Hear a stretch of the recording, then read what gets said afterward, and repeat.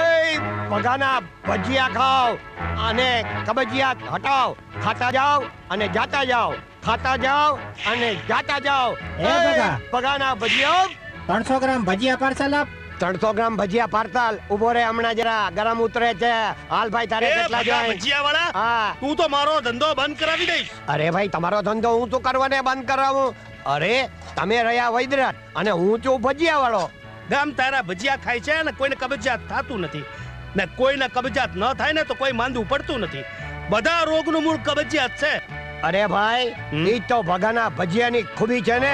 હે ને ખાતા જાય ને જાતા જાય, હા. ખાતા જાય ને જાતા જાય. જુઓ અમે ડબલા લઈને દોડ્યા છે ને. હા. તો મને દઈ દે 50 ગ્રામ.